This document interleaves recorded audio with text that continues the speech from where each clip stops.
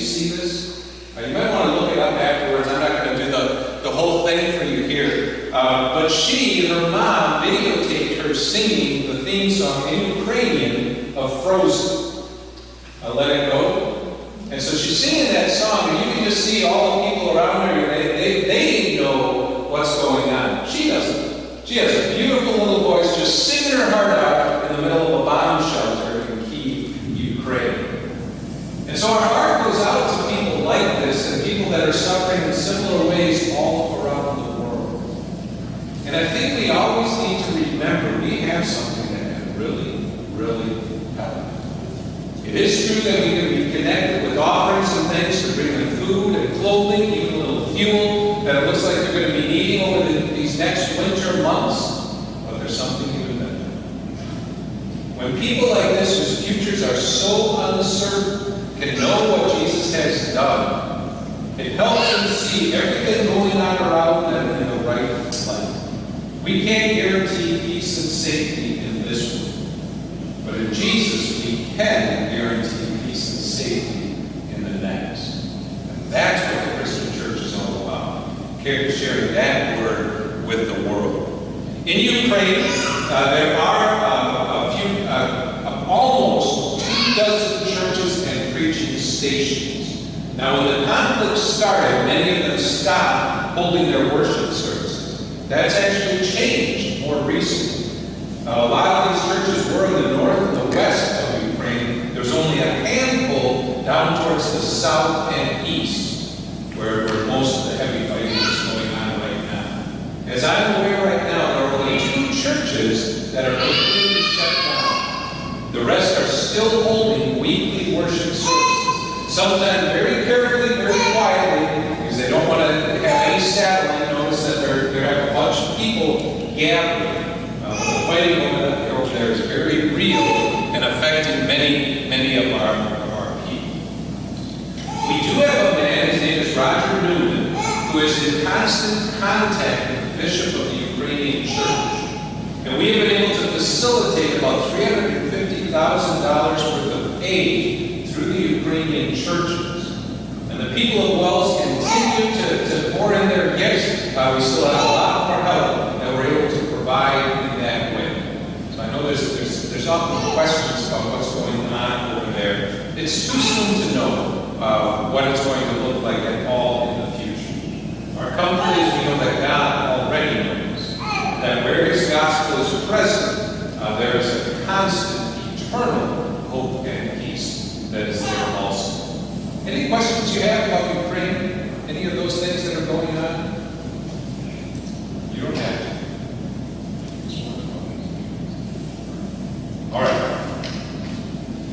I want to share a little bit of the flavor of this world.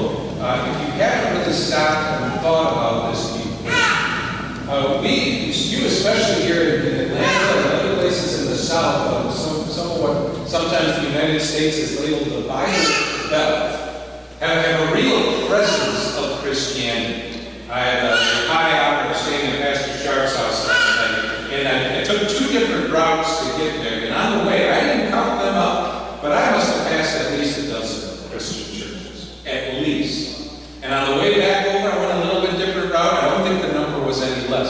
This is a tremendous blessing. And we know that wherever the gospel is preached, there God is going to work. I'm all about Lutherans getting out there and making sure that pure grace is present everywhere. But a lot of the world is not like this. A lot of the world, it is even hard to find where there might be a Christian presence. Like Kathmandu, Nepal. Kathmandu is one of those cities that is very, very far away from here. It is literally on the other side of the globe. And not only that, it just looks and smells and feels and sounds different. The people dress differently, the noises, the music, the foods, the cooking, all of those things just assault your senses when you arrive in a place like that. It's a bustling place. So many places, very friendly people. seem to be used to some degree to having tourists around because of the Himalayas and Mount Everest, and people go on excursions and treks and hiking. So not a place that you always feel uncomfortable. We were being taken around on a tour for my trip to Kathmandu. And as we were driving around the city, we noticed that in one area, all of a sudden it started to get a little bit darker out. And I immediately thought, oh, we didn't bring an umbrella, it's going to rain. But it wasn't raining. It was cloudy, but it wasn't a rain cloud. It was a cloud of smoke. And as you approached, you could start to smell the smoke in the air. And not knowing exactly what was going on, nobody else in the vehicle from Nepal seemed nervous about this, so I wasn't nervous about this. We get out of the car, and we start walking down this narrow alleyway. And that's always a funny experience. I'm not a small guy. This white head stands out in a place like Nepal. So kids are running up. People are there trying to sell you all these trinkets and things like that. Trying to navigate through all that. It's always a little awkward because the people that are with you trying to fight them off. And you feel like Jesus saying, "Oh, let the little children come to me." Until all of a sudden they're overwhelmed. No, please. I'm not Jesus. And as you're walking through, we also came out in this one section where I realized what all the smoke was. You ever seen a picture of this before? This is a crematorium in Nepal. This ugly sewer-smelling water, actually from Kathmandu, travels all the way down to the Ganges River in India and out into the Indian Ocean. And they consider this a very sacred spot. So when somebody dies, do you notice the platforms on the right and left side? Those platforms are where they burn the bodies. So they actually do a little bit of dressing up of the bodies, and then they cover them in grass and sticks and light them on fire. And this is like a park in Kathmandu. There were young couples there holding hands, sitting on benches, watching the goings on. There's vendors there selling, sell hot dogs there, but stuff like that. So you can sit and eat, have a drink. It's just another one of those startling places that breaks your heart. There is no hope in any of this. They actually believe in reincarnation, that when somebody dies, that person, that spirit goes into another living creature, might be a cockroach, might be a person, depending on how well you did in this life. But there is no hope there at all. The reason they burn the bodies is because they're scared of zombies. They don't call it that, but that's what they're scared of. They're worried that if they don't burn up the body, that wandering soul will just come back and settle in the dead body, and then you'll have this dead body going around town. So they burn them all up. And so as you think of how you can penetrate, how you can help a whole society and culture that has these things so embedded that to them this is as comfortable as a walk in the park, it can really make us feel inanimate. And that's why, like we talked about in the church service today, we have to lean back on the essential, God's Word. We don't always see how and when, or even have all the details about the things that go on when the Word is preached. But this we know. When God's Word, God's promise is preached, He goes to work. And so even there in Nepal, not in Kathmandu yet, but in the mountains of the Himalayas, there are now over 5,000 people that are gathering in a Lutheran synod in Nepal. Almost 40 to 50 preaching stations. I'm not sure where the number is right at the moment. But it really is an amazing thing. Here's a picture of some of the leaders where we went and visited a church way up there, really high. If you've ever seen pictures of Mount Everest, that's what it looks like. You know, snow-capped mountains with severe peaks and valleys. It really is an amazing place to visit.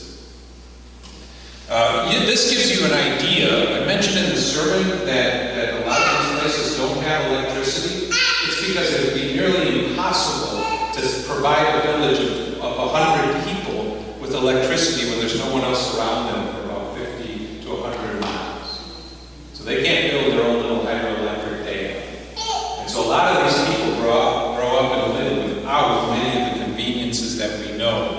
And so we are able to facilitate, this is one of our Lutheran churches in Nepal, the building of some of these things. And just like we've helped do in many places in Africa, they have a system built out that the local believers will build up, and there they do it with mud and sticks. The mud actually turns into a pretty hard plaster, and we put on a zinc metal roof over the top of it. That's something that our offerings can do. And like I said, there's about 40 to 50 of these locations now all around Nepal. This is one of the worship services where I gathered. It's interesting. This is cultural. It's not something that we talk Lutherans are supposed to do.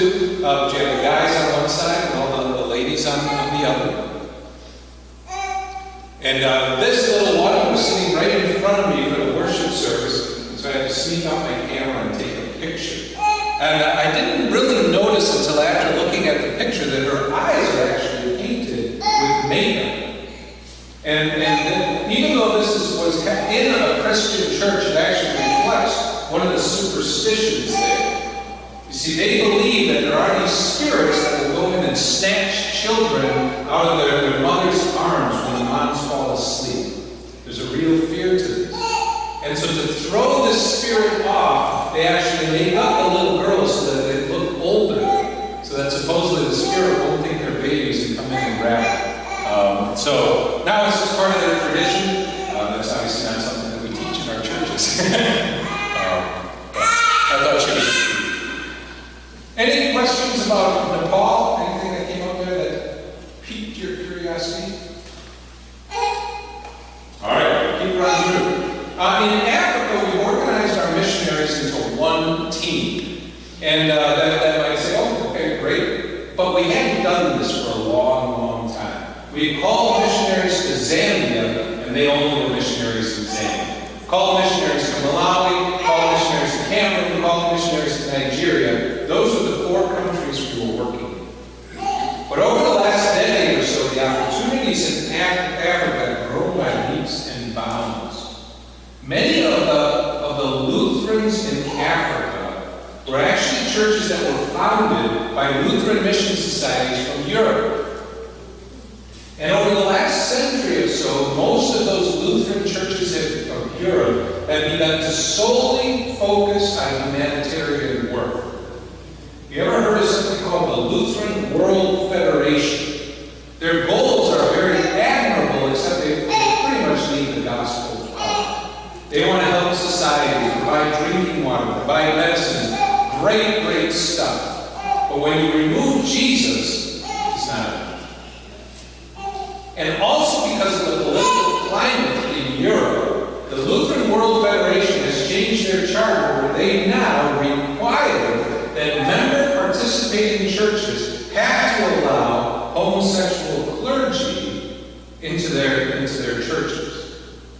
And so you can imagine that a Lutheran church in Africa that's over 100 years old, all of a sudden hears this from Europe, hey, if you want to still work with us, you're going to have to change your charters or constitutions. They're going, wait a second, what about the Bible? We think the Bible has something to say about this.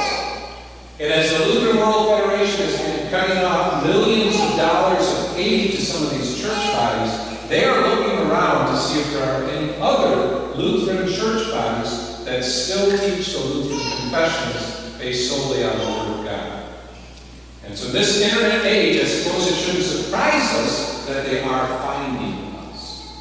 And so right now in Africa, in addition to the 4 previous countries, we now have sister churches in Kenya, Ethiopia. There's a brand new one that should be joining in our fellowship from Tanzania shortly, Liberia, and then also, did I mention Uganda? I can't remember if I listed that one before.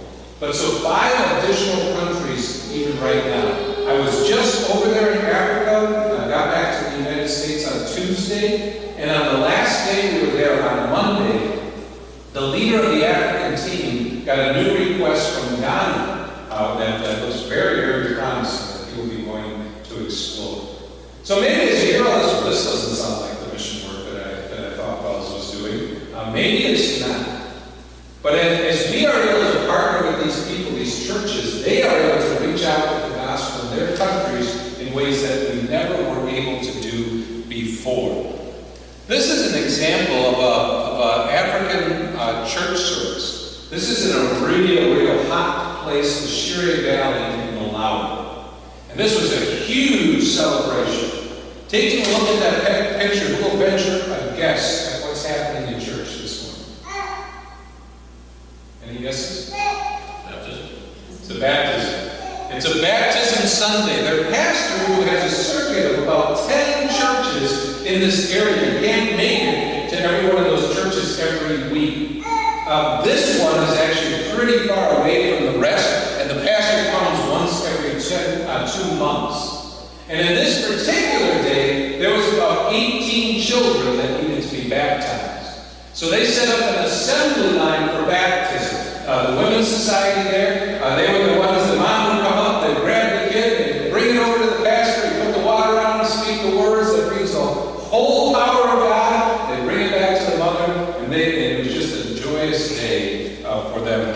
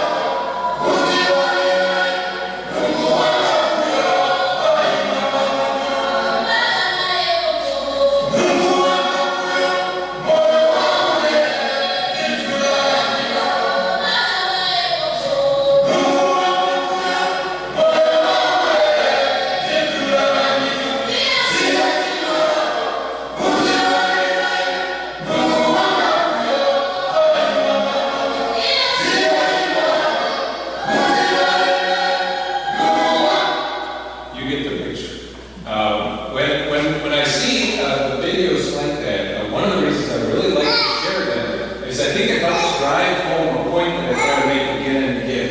If I would have been there, I might have tried to stand up and dance and sing like that. I love to sing. I don't think it would have fit in very, very well. They would have loved it. They would have welcomed it. No problem there at all. But I think it gives you an example. When you let the local people, powered up by God's grace and by His Holy Spirit, worship the Lord in their culture, in their setting. Baptism was still there. It sure didn't look like any baptism service I've seen in the United States. At least I think we'll get to something like that sometime. But just another example of the amazing things going on. This is the Lutheran Church of Uganda. They are about to join into fellowship. I also serve on the Commission on Interchurch Relations.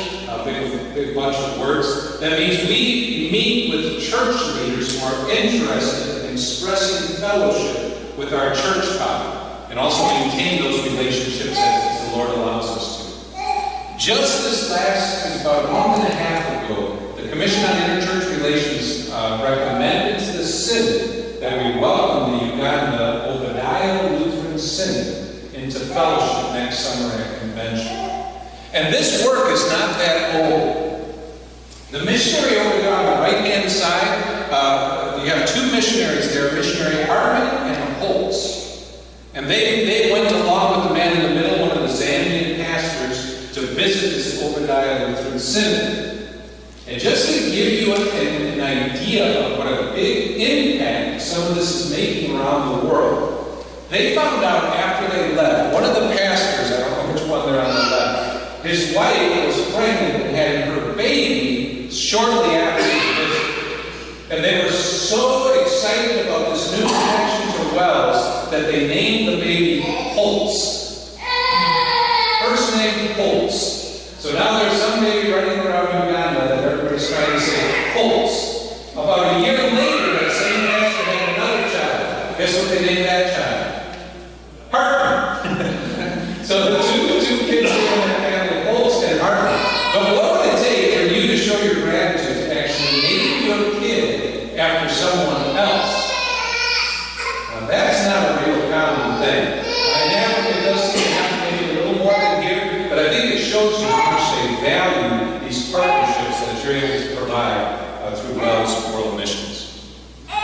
The church in Kenya was going into fellowship in 2019. That was the trip that I just made this last week, we went to the very first Synod Convention of the Lutheran Church and Mission for Christ of Kenya. And it was a great honor to be there. The man on the left, along with his wife, is Mark Anurigo. He was trained in the Missouri Synod schools, but over in Africa, the church bodies that the Missourians were working with were not very Lutheran at all. And so he was seeking another partner, and this is who we found. One of the neat things about the Synod Convention, in Mark's report, right at the end, he gave a report that said there are now 48 churches in this Lutheran church in Kenya. There's only about 18 pastors, so again, they have to do a lot of circuit riding type of thing to minister to those churches. Mark reported to his Synod Convention that he thinks by next year there will be 100. So even though sometimes mission work here in the U.S. can seem so hard in certain places at certain times, there are certain areas of the world where the Lord is opening the floodgates, it seems at times. This is one of them. South Sudanese are still in trouble. The wars and fighting going on in South Sudan are still happening.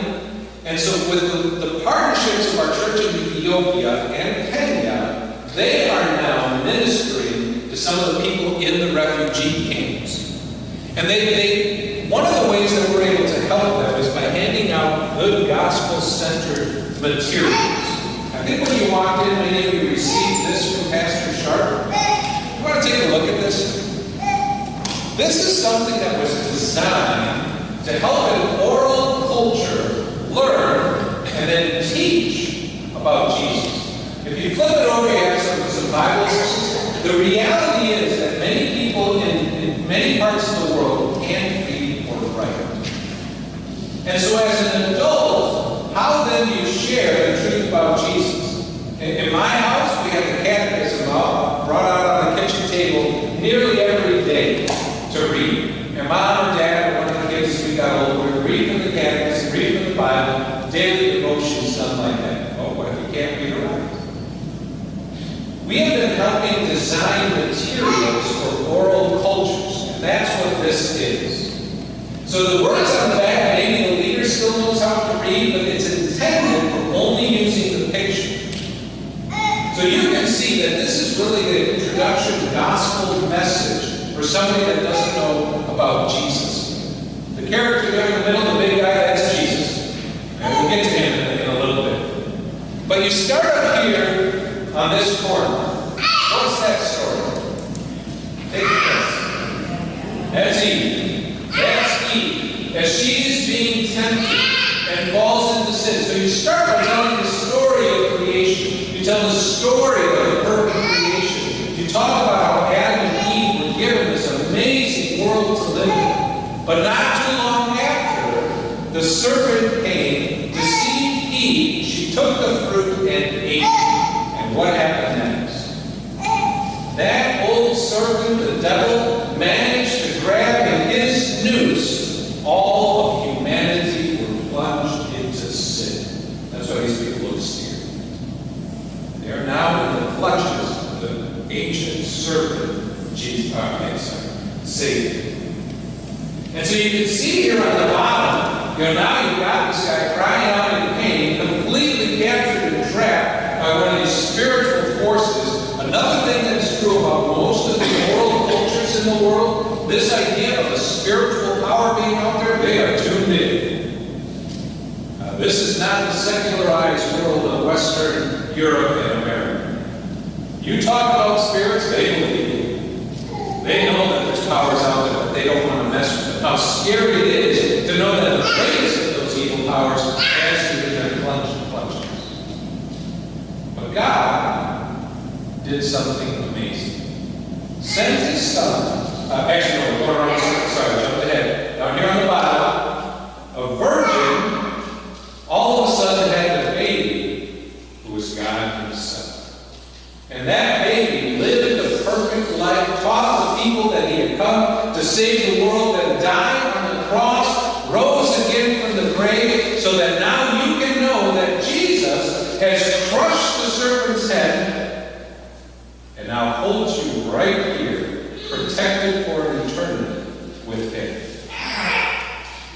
So the idea is that once somebody hears that story told, they can take a sheet like this that can be printed anywhere and go and tell someone else. So materials designed for oral cultures, which many of the people in the refugee camps in Kenya and Ethiopia are. We printed about 300,000 copies of a little packet of these types of stories so that leaders could learn them and then take them throughout the refugee camps. Just the Gambela refugee camp in Ethiopia has almost 1 million refugees living there and around the camp. So a tremendous opportunity for the gospel. Other materials that have been printed are there in their hands. Nowhere people. Amazing. How am I doing on time? I'll tell you one more story about the Nowhere. The Nowhere people came to a Lutheran church in Iowa first. And if you can imagine a Wells church in Iowa, have you been to Iowa before? This is about as old school Wells as you can get, Iowa. Wonderful. But you could imagine their surprise when on a Sunday morning, all of a sudden, into the back of church walks about 10 men from the Nowhere tribe of South Sudan. And the Nowhere tribe, people, you probably can't see it because there's not a lot of guys that you can see clearly in the picture there. But the Nowhere, they have this, they call it tattooing, where they actually take the lines on your forehead and using a needle, actually make it so that it's one continuous bump. And they do this in several lines. And so these big, beautiful African people walk into church, and they do this so that they look fierce. And they do look fierce. So you can imagine this church, and that was something I mentioned in the sermon, you'll hear it a little later, we haven't been to that yet, that not much can stop a Wells church service. That didn't stop the Wells church service. The pastor kept on going. And at the end of church, he went back and asked them, what brings you here today? And they said, we're from the Nowhere tribe. We were Christians back home, and we are looking for a Christian church that actually teaches the Bible. They had visited at least a half a dozen so far over the previous weeks. And they told the pastor they just found them. And that pastor began to faithfully teach them. Soon, their wives, their children, they became members of that church there in Iowa. What we didn't know, that back in the Gambela refugee camp in Ethiopia, Peter Burr had met almost all of these people. And Peter Burr was one of the few adults that survived the fleeing away from the government that was trying to wipe out all the Nowhere people. So when they got to Gambela, Peter Burr was one of the leaders of the tribe there. And they knew that he had come back to the United States. And one of the elders there in Iowa contacted Peter Burr, who was in Nebraska, and said, you really need to check out this Wells church. And so Peter, Omaha, Nebraska, went and found the local Wells church, started talking to the pastor. To make a long story short, Peter Burr is now a Wells pastor. And all of a sudden, all around the Midwest, Nowhere people were walking into Wells churches and say, hey, Peter Burr said, there are now hundreds of Nowhere people that are part of our churches in Wells. And they are the ones that have organized to send back the Word of God to some of these refugee camps. So some days when we sit back and we just watch how the Lord has knit something together into a perfect plan, it is simply amazing. Questions about any of that?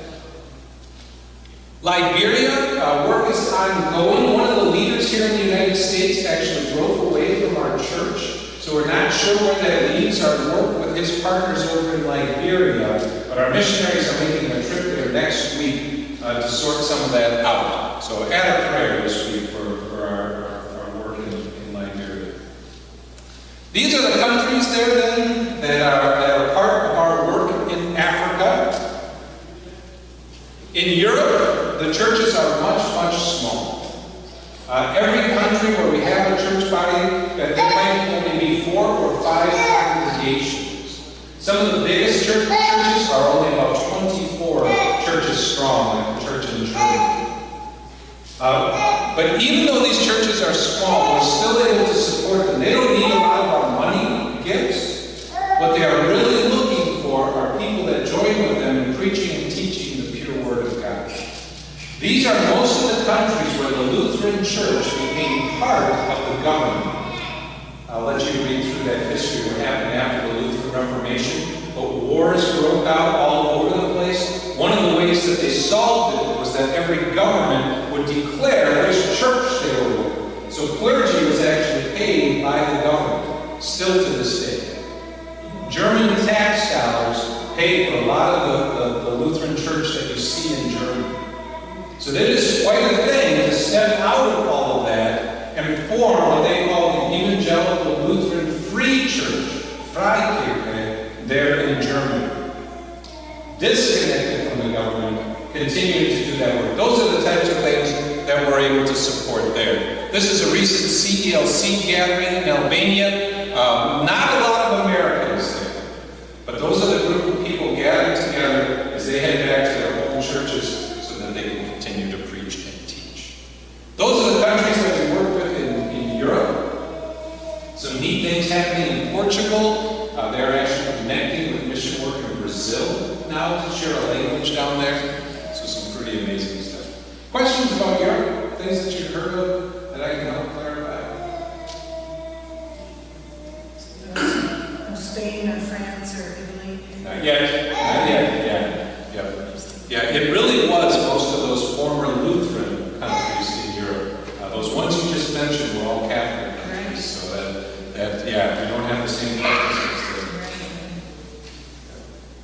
We did start recently in England, is that right? We did. Yeah, and I talked a little bit about that yesterday. I should talk a little more about that. So in England, there's been a Welsh chaplain living in Germany to help with the military families of Welsh military families serving in Europe. And so he'll go every week to a different military base, hold some services, bring communion to those people. He would also go once a month to help with a group that had gathered in London. When I first heard about that, I was surprised at how big that group was. Worshiping sometimes over 50 people. And that's pretty big for us in Europe. And so we just assumed that was a bunch of Welsh people that were there to work and then they would come and gather. It turns out it's not. There are a few American spouses that have married Brits, but these are permanent Brit residents. And so we decided we were going to send a missionary over there to help explore the opportunities. And this year, we've called two. Missionary Mike Cartman and missionary Conifer Berg. And so they are waiting for paperwork to be able to land permanently in London. Their goal is to go to all of these families and some families that have come from Hong Kong. I'll talk about that a little bit later. And so that in each of their homes, invite them if they would like to hold a Bible study and see where people start to gather and maybe use those Bible studies as ways to start churches in different locations all around Great Britain. All right? Thank you for asking. Academia priests in Latin America, I can't help but talk about this one. I grew up in Latin America, so this is exciting stuff. Since the 1960s, we have been doing mission work, starting in Puerto Rico and shortly after that in Mexico. And the work by human standards has been very, very slow. Like our church in Puerto Rico, after what is that now, 60 years? Almost 60 years, is 3 congregations. In the Lord's hands, that's not up to us. We'll faithfully keep preaching the Word. Mexico's a little bigger. Maybe a dozen churches. They're nothing that's very huge. Well, my father was a missionary in Mexico when I started this job. And we got a call from one of the church leaders in Mexico who knew me, knew my dad, knew that I was connected and said, "Larry, you got to get your dad out of Mexico." And I'm thinking, you don't know my dad. That is not going to happen. But what was happening was that there were some people that they connected to a cartel that was following Dad home from the seminary classes he was teaching. And anybody that's grown up in Latin America knows, yep, that's the end. That is business you do not want to get caught up in. So So we called them up and we evacuated my dad and missionary Nate Wade that very night. They left their belongings, packed a couple suitcases. They drove to a hotel near the airport in Mexico City. And we flew them out as soon as we could. But that raised the question what we were going to do about the rest of the work in Mexico. We were training still dozens of people, but now we couldn't have our missionaries right there. So they began to design their courses to be able to teach online.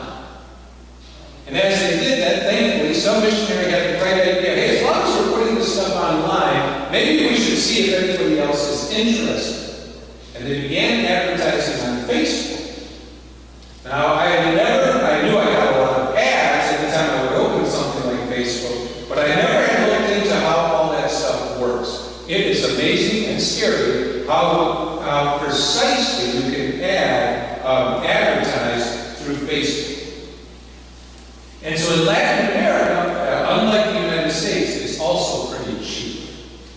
So for a few tens of thousands of dollars, we were able to start to connect people to our Academia Cristo, they started to call it, Facebook page. You can see the results there. There are now, it's actually today, almost 2 million people that follow our Academia Cristo Facebook page. What that means, those 2 million people, anytime we post something on the Facebook page, have access to it, will get a notification. If you use Facebook, you know what that all means. But either way, they get that type of notification. From those people, we invite them to study, and they go to an app, and they take some self-led courses. There's about 18 to 30 lessons, depending on whether you take them 2 at a time or 1 at a time, that they go through. And after every lesson, they have to pass a quiz. They can't unlock the next lesson unless they answer the questions right from the previous one. So we know they are learning, because we can't measure faith in people's hearts, but we know where they are learning what the Bible teaches. When they are done with that, they're invited to sign up into a live class with one of our missionaries online. Right now, this last week, I just looked up the stats. There are 1,800 people that are taking live classes with missionaries this past week. This is a lot of people that are being connected. Now, not all of them are going to get this far. But as they take these live classes, when they are ready, they are invited to join our fellowship of believers in Latin America. And so that last picture is a number of people over this last summer where we sent a missionary to visit with them to give them the right hand of fellowship and let them know that we are supporting and with them. So 50 people just over these last few months. This gentleman that's second from the left, this is the group of people he's gathering to teach about Jesus. And this is what we encourage every one of them to do, that they would continue the chain of the gospel and tell others around them what God is doing. I talked about this yesterday, but I can't help but talk about this one again. In Latin America, because of the way this is happening, anybody can take the app, anybody can take the classes. We allow anyone to take the online classes. What happens when you have a lady that has gone through all this and now wants to gather a group in their home? Well, obviously say, gather a group in your home. But that can lead to some pretty complicated questions pretty quickly. And so rather than sending a white guy like me down there to help these people navigate it, and I can handle the Spanish and grew up with it, we have called Elise Gross. And so I think if I would have first showed you that picture and asked, okay, which is the missionary on that street? You might have looked at her husband, John. But John's not the missionary. Elise is. And her job is to go and meet and connect with these ladies that are coming through Academia Cristo to help them sort out the unique challenges of trying to raise a church when there are no men yet that are part of your church. So really exciting, amazing things going on. I mentioned it yesterday. Everybody should be looking for opportunities to talk to Elise. I think she'll have a lot to help our whole church body with as she gains in these experiences. Academia Cristo also has been active in the United States. This is kind of a neat story. This family, this is Paul Biedenbender, a pastor in Denver, Colorado. This family one day walked into his church and said, "Hey, are you the church connected with Academia Cristo?" And Paul had no idea what Academia Cristo was. "I don't think so." "No, I think you are. Our professor said that you were." And Joel Sutton, the pastor in Paraguay, missionary in Paraguay, had taught this family online and said, "You should really look up Paul Biedenbender. He speaks a little Spanish, and he's right there in Denver." So the impact is starting to happen even in the United States. Not a lot of these stories yet, but I think we'll start to see more and more even here. We formed a new synod in Latin America so that some of these scattered churches have a fellowship to join. If you are the only church in 1,000 kilometers in the middle of Peru, what do you do when you finish? So we Latinos are very much about family and being connected. So this is one of the ways that they're able to be connected. This was the founding service of the new Iglesia Cristo Wells Internacional in Medellin, Colombia. I encourage you. So those are all the countries now we're working with in Latin America. If you know Latin America, you would notice that it's every single one. There's not a single country in Latin America where we don't have someone planting a church right now. So amazing things. If you think about the 60 years in a place like Puerto Rico with 3 churches, their goal now is in 6 years to have 1,000 of these church plants started around Latin America. All the efforts that your Wells is able to support. So I'm not going to talk a lot about this one. You probably have heard the work with the Hmong in Vietnam. These are some of the visits that we made over there to sort out with the government how we would be able to start building a training facility to train the Hmong pastors. I bring this up in the sermon, that's why I'm not going to spend a lot of time on this in our service. We talk about how lost they were when it came to preaching about grace. So if you haven't been to church yet, you should do it. But these are some of those men. This is a training center that's being built. Simply a miracle of God. The Vietnamese government is working on permission for us to be able to teach the Bible in a place like Vietnam. Nobody would have expected that. This is kind of the plan that we would have this training center. There are about 2 million Hmong people scattered throughout this part of Asia, and they would begin to teach the seminarians so that those people can then teach their catechism leaders, that they can go out and teach in all these churches. This is a challenge we have to face, people. How do you help 135,000 member church become Lutheran? It's what they want. It's what their leaders have. They've had no training up until now. We've never had something like this before. So another thing to add to your prayers that the Lord continues to guide us in the humans like we can't mess this all up. But that's what the Lord is doing there.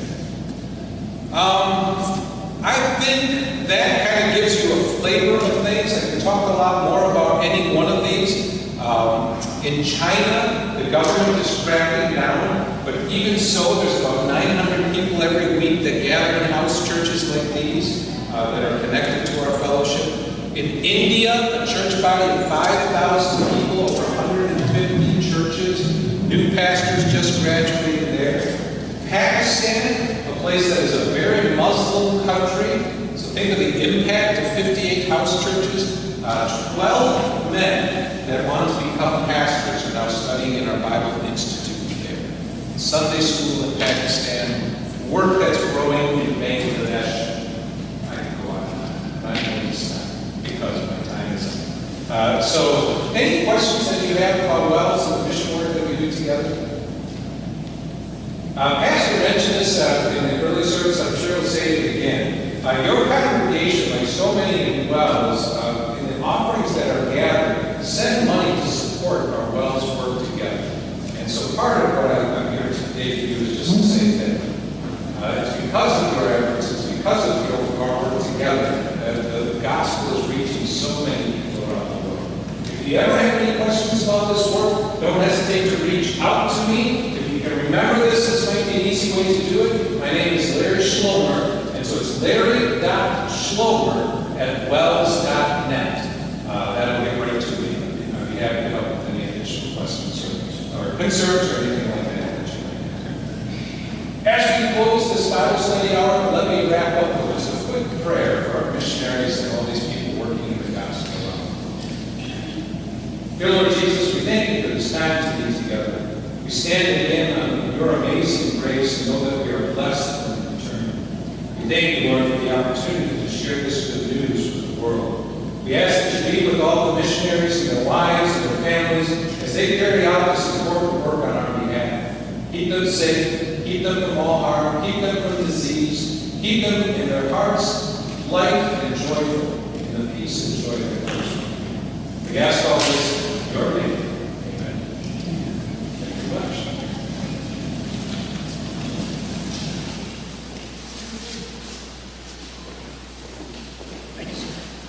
Thank you.